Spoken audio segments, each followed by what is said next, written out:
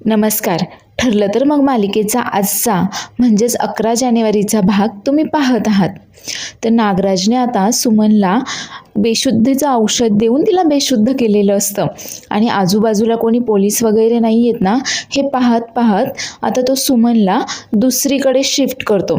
आता तो शिफ्ट करत असताना तिथे 2 हवालदार येतात, पण त्यांचं काही मात्र नागराजकडे लक्षच नसतं.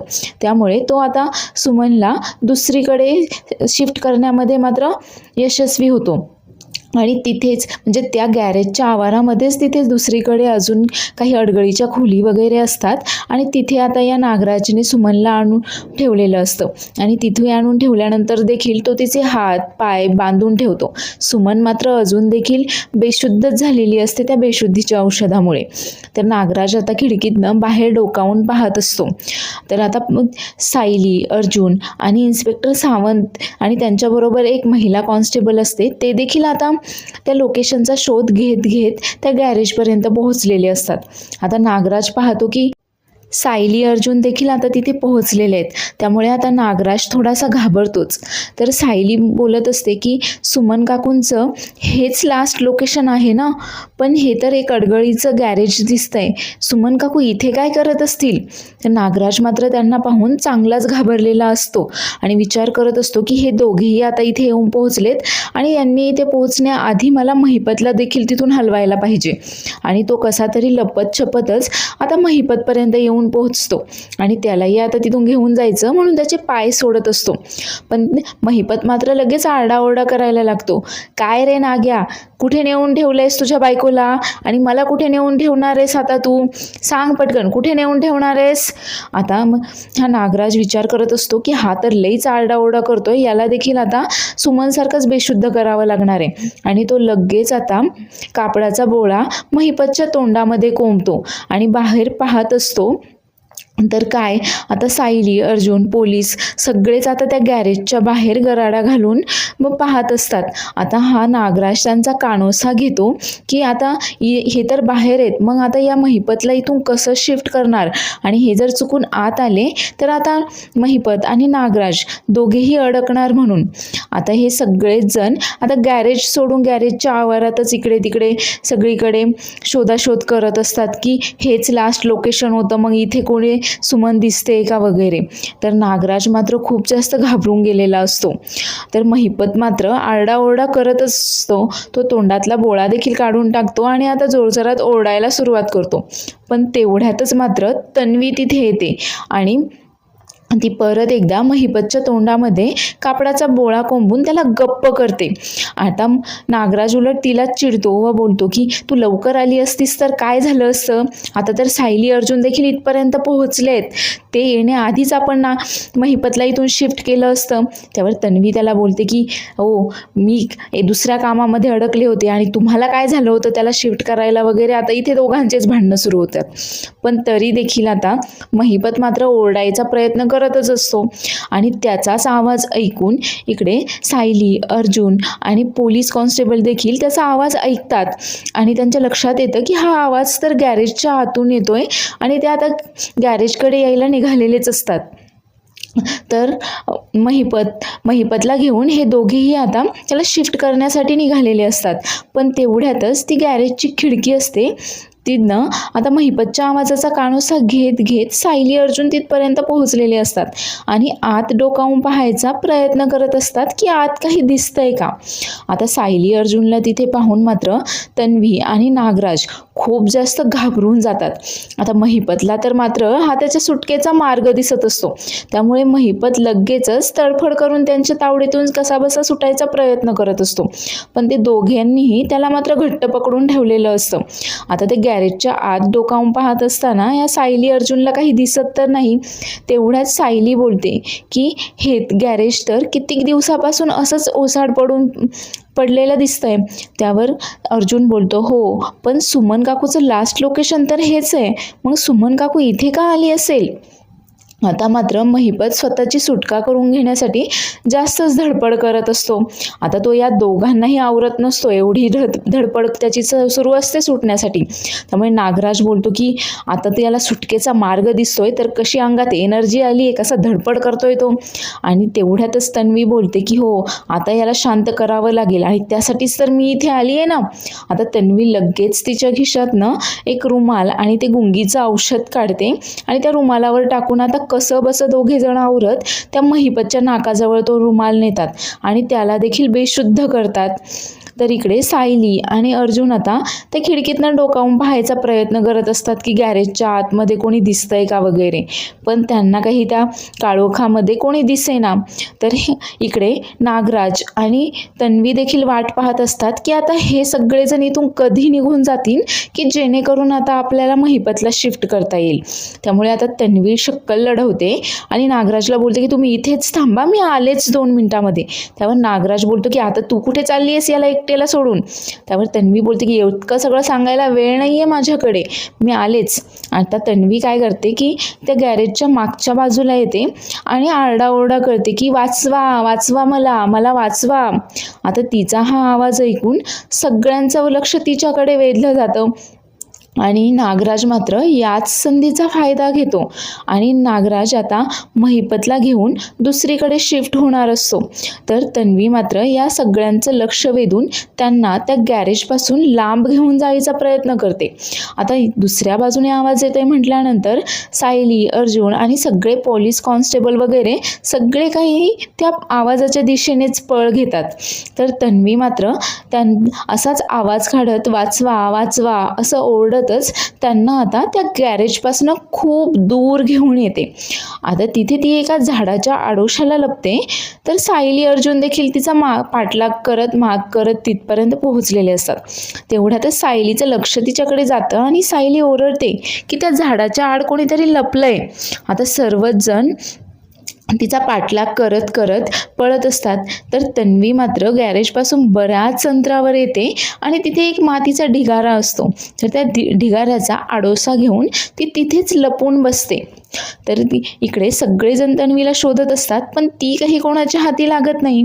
त्यावर एक कॉन्स्टेबल आता ती भिंत ओलांडून पलीकडे देखील जाऊन पाहतात, पण तिकडे देखील त्यांना कोणीही दिसत नाही. त्यावर आता हे अर्जुन बोलत असतो की पण इथे तर कोणीतरी आपल्याला पळताना दिसलं होतं, मग कुठे गेली असेल ती व्यक्ती आता. आणि त्या एरियामध्येच ते आता शोध घेत असतात. आता ते सगळे निघून गेले आहेत म्हटल्यानंतर तन्वी देखील तिथून सटकते आणि इकडे नागराजने जिथे महिपतला शिफ्ट केलेलं असतं ना तिथे येते. आणि तिथे आल्यावर मात्र ती नागराजवर चिडतेच, काय महिपतला इथे शिफ्ट केलंय तुम्ही? अहो, तुम्हाला त्याला शिफ्ट करता यावं म्हणून तर मी त्यांचं लक्ष दुसरीकडे वेधून त्यांना एवढ्या लांब सोडून आले आणि तुम्ही महिपतला देखील इथंच ठेवलं का? म्हणजे सुमनला देखील तुम्ही इथंच ठेवलं आहे त्याच्यासोबत. त्यावर नागराज बोलतो, हो पण काळजी करू नकोस, सुमन बेशुद्ध आहे, त्यामुळे आपण आज जाऊ शकतो, ती काही तुला ओळखणार नाही आहे. त्यावर आता तन्वी तिचं मास्क वगैरे लावते की जेणेकरून सुमन जर शुद्धीवर आली तर तिने तिला ओळखू नये. तर इकडे सुभेदारांच्या घरी आता कल्पना आता अस्मिताला घेऊन वॉकला गेलेली असते. तर ते वॉकवरून आलेले असतात. तर कल्पना तिला बोलते की तू एक काम कर, तुझ्या खोलीमध्ये बसून आराम कर, मी तुझ्यासाठी दूध घेऊन येते. पण अस्मिताची मात्र काहीही खायची प्यायची इच्छा नसते. तर अस्मिता आता तिच्या खोलीमध्ये येते आणि पाहते तर सचिन अजून तिथेच असतो. त्यावर अस्मिता आता खूप जास्त चिडते त्याच्यावर आणि त्याला ओरडतेच, हे काय तू अजून इथेच का? तू गेला नाही आहेस का? त्यावर आता सचिन बोलतो की अस्मिता अगं असं काय करतेस, मी नवरा आहे तुझा. त्यावर अस्मिता खूप चिडते त्याच्यावर व बोलते, हो का? मग त्या मुलीसोबत फिरत होतास, तिच्यासोबत काय काय करत होतास, तेव्हा नाही तुला आठवलं का तू माझा नवरा आहेस म्हणून? तेव्हा का नाही आठवलं तुला? त्यावर आता सचिन बोलतो, अगं आता माझं फक्त आणि फक्त तुझ्यावरच प्रेम आहे, मी तिला विसरलोय, ते सगळं काही संपलंय, माझ्याकडनं चूक झाली, मला एकदा तरी माफ कर. त्यावर अस्मिता खूप जास्त चिडते व बोलते की माफ करू म्हणजे नक्की काय करू? काय काय विसरून जायचंय म्हणजे नक्की मी? म्हणजे तू चेन्नईला जातोस सांगून त्या मुलीला भेटायला जातोस, इथे पनवेलमध्येच मी तुला पाहते, तू दिल्लीला जातोयस असं सांगून तिच्याकडे जातोस, हे सगळं काही विसरायचं आहे मी? त्यावर आता हा सचिन देखील खूप चिडतो अस्मितावर व बोलतो, किती वेळा तेच तेच ऐकवणार आहेस आणि किती दिवस तेच लावून धरणार आहेस. आता तो अस्मिताला समजावण्याचा प्रयत्न करत असतो. तर अस्मिता त्याला बोलते की मला त्रास होतोय, माझ्यापासून दूर राहा. आणि या झटापटीमध्येच अस्मिता खाली पडते. तर तेवढ्यातच कल्पना तिच्यासाठी दूध घेऊन तिथे येते. आता कल्पना आल्यानंतर अस्मिता मात्र फक्त सचिनकडे हात करून मम्मा मम्मा एवढंच बोलते. आता कल्पनाच्या लक्षात येतं की हे सगळं सचिनमुळेच झालंय आणि ती त्याला बोलते की किती वेळा सांगावं लागणार आहे तुला, तू गेला काय नाही आहेस अजून इथे. पण अस्मिता मात्र खूप जास्त चिडलेली असते अजून आणि ती परत एकदा मम्मा मम्मा बोलते. आता मात्र कल्पना खूप चिडते सचिनवर आणि त्याला बोलते की निघ इथून, आता कुठल्या भाषेत सांगायचंय तुला. त्यानंतर मात्र सचिन देखील तिथून निघून जातो. आता कल्पना अस्मिताला पाणी वगैरे देते, तिला बेडवर बसवते आणि प्रतापला आवाज देते. आता प्रताप आणि कल्पना दोघेही मिळून अस्मिताला शुद्धीवर आणायचा प्रयत्न करत असतात. तर तेवढ्यातच कल्पना अश्विनला फोन करून सांगते की आता अस्मिताची तब्येत बिघडली आहे आणि ती विचार करते की मी अर्जुनला देखील फोन करायला हवाय लवकर. तर अर्जुन सायली मात्र इकडे शोध घेत असतात. त्यावर त्यांच्या लक्षात येतं की इथे तर कोणीच नाही आहे. त्यावर सायली बोलते की कदाचित असं झालं असेल का की त्या गॅरेजमध्ये तर आपल्याला आवाज आला असेल आणि कोणीतरी मुद्दाम आपल्याला इकडे पाठवलं असेल गॅरेजपासून दूर करण्यासाठी. त्यावर अर्जुन बोलतो की हो, पण तिथे आपल्याला जो आवाज आला होता तो एका जेंट्सचा होता आणि इथे जो आपल्याला आवाज आला तो एका बाईचा होता, म्हणजे कदाचित सुमन काकूचाच आवाज असेल हा. तर इकडे घरी पूर्णा आजी आता बडबडत असते की या तन्वीला पोळ्या करायला लावल्या आणि ते देखील विमलला सांगून निघून गेली आहे. आणि तेवढ्यातच घाई गडबडीमध्ये कल्पना तिथे येते आणि ती आता अस्मितासाठी सरबत बनवत असते. तर पूर्णा आजी तिला विचारते, काय ग, काय झालं, एवढ्या घाई गडबडीत काय आहेस तू. त्यावर कल्पना सांगते की अहो आता अस्मिताची तब्येत परत बिघडली आहे, तिला धाप लागून ती थोडीशी बेशुद्ध झाली आहे, तिच्यासाठी सरबत बनवते मी आणि त्यात तिचा नवरा आहेच तिला त्रास द्यायला. तर इकडे हे नागराज आणि तन्वी दोघांनीही आता महिपतला आणि सुमनला जिथे बांधून ठेवलंय तिथे ते पोहोचलेले असतात. आणि आता सगळ्यात आधी सुमन बेशुद्ध आहे ना याची तन्वी खात्री करून घेते. आता त्यावर ती सांगत असते, काय अवस्था करून ठेवली आहे तुम्ही तुमच्या बायकोची, मला तर तिची आता दया येते. त्यावर नागराज बोलतो की दया आणि ही आपल्यासाठी किती डेंजर आहे ना ते माहीत नाही आहे तुला. त्यावर तन्वी बोलते की 1 मिनिट, आपल्यासाठी नाही फक्त तुमच्यासाठी, आणि तुम्हीच मला फोन केला होता ना तुम्हाला मदतीची गरज आहे म्हणून, आणि म्हणून मी इथे आली आहे तुम्हाला मदत करायला. त्यावर नागराज बोलतो की हो मलाच, पण आता जी गोष्ट करायला आली आहेस ना तीच कर, बांधून ठेव तिला. तर आता तन्वी आता खात्री करून घेते की सुमन बेशुद्धच आहे आणि तिथे पडलेल्या रश्शीने आता ती सुमनला बांधून ठेवायचा प्रयत्न करत असते. आणि तेवढ्यातच आता सुमन थोडं शुद्धीवर यायला लागलेली असते, पण तिला आता पूर्ण शुद्ध आली नसल्याने तिच्या समोर नक्की कोण माणूस आहे ते काही तिला स्पष्ट दिसत नसतं. तिला सगळं काही अंधुकसच दिसत असल्याने तिला काही तन्वी ओळखू येत नाही. त्यावर तन्वी बोलते की हिला तर शुद्ध यायला लागली आहे. आणि तन्वी आता परत एकदा ते गुंगीचं औषध रुमालावर टाकून ते सुमनच्या नाकाजवळ नेते आणि सुमनला परत एकदा ती बेशुद्ध करून तिथे बांधून ठेवते. तर नागराज देखील इकडे आता महिपतला बांधून ठेवत असतो. आता सुमनला बांधून ठेवल्यानंतर ते दोघेही मिळून आता महिपतला देखील तिथे बांधून ठेवतात. तर इकडे पूर्णा आजी देखील आता अस्मिताकडे येते आणि तिला विचारणा करत असते की तू बरी आहेस का, बरं वाटतंय का वगैरे. तेवढ्यातच कल्पना देखील सरबत घेऊन येते आणि अस्मिताला सरबत देत असते, पण अस्मिता मात्र परत एकदा बेशुद्ध पडते. आता सगळेच जण खूप जास्त घाबरून जातात आणि तेवढ्यातच आता अश्विन तिथे येतो. तर अश्विन आता तिला डोळे उघडायला सांगत असतो आणि दीर्घ श्वास घ्यायला सांगत असतो आणि विचारत असतो की तुला नक्की काय झालंय.